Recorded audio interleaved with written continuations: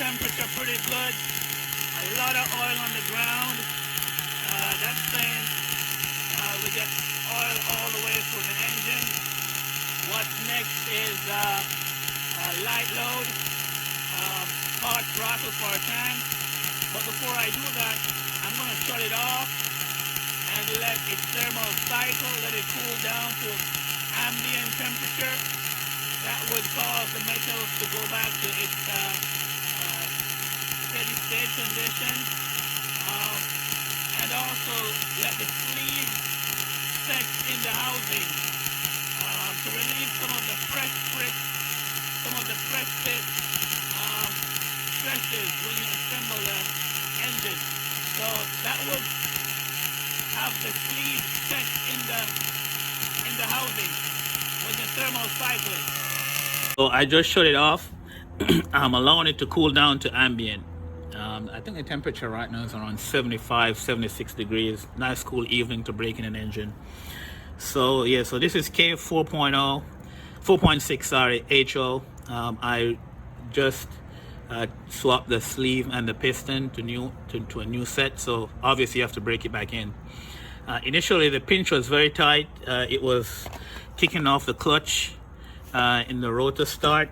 So get my trusty heat gun, brought it up to like 280 degrees Fahrenheit, and then it fired right up, and it idled two tanks so far. And I just shut it off, as I said, and it's cooling down to ambient temperature. So I'm letting the temperature get back to ambient and the internals will just relax.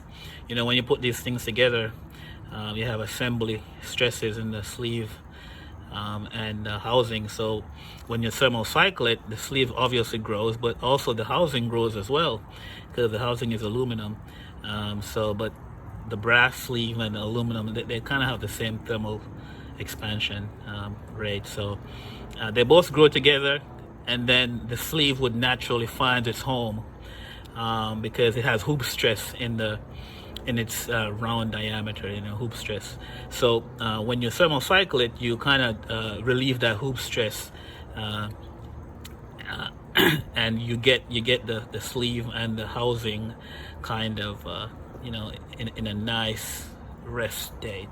So once that cools down to ambient, if I have enough time in the evening, I'll probably run the remainder of the fuel out in light load. I'm just gonna turn the trim of the radio to probably you know, like probably like 20%, and just have it run. I'm just gonna steer the car, so run no more than 50% load. I may not go to 50% because the pipe is, you know, this pipe is very loud. It's late in the evening, so I don't want to make too much noise. I'm running the Bones Brew 30% nitro, good stuff. Has a lot of caster in here. Look at that.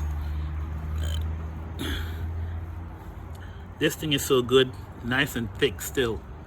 This thing is so good I don't have to use afterburn oil like I used to do in all my cars, because the oil is so, it has good film strength, you know, even at high temperature. The caster doesn't break down. It doesn't burn, obviously, you see it on the ground. So it lubricates the parts throughout the engine. What causes your engine to rust is that water. You see that condensation there on top? Yeah, so nitro fuel, most alcohols, they absorb water. And so that's why you see the tank like that. So there's water that's soluble into the fuel. So you don't want to leave your tank like that. It was warm today, so we have a little condensation in the top of the tank. Yep. So I'll let it cool down. Let's see where it's at right now. 167 on top, 163 on the glow plug. I'm gonna get it down to 80 or 75 degrees or so. Then I'm gonna run that extra fuel out the tank and call it a night, and I'll do full throttle tomorrow. Okay, so the crankcase is around 90 degrees. I'm just gonna fire it back up and do the the part load. Again, I'm not gonna mash the throttle on the remote. I'm gonna set the trim high, just to keep it to a nice RPM or speed that I like without a lot of noise, and just probably run the entire tank or half tank through and finish it up tomorrow.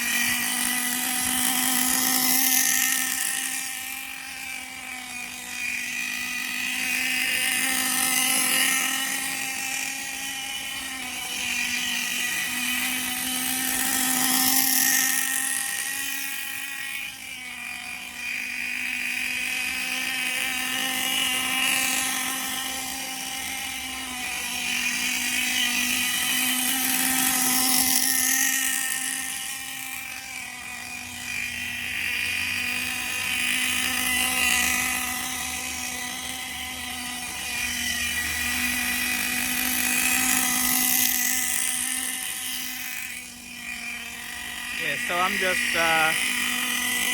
running at part load. I just use my sub trim to offset the throttle. I'm not using the trigger on the remote. Just to keep it consistent. So I'm just gonna run out the tank like this, and then I'll do the highest speed pass tomorrow.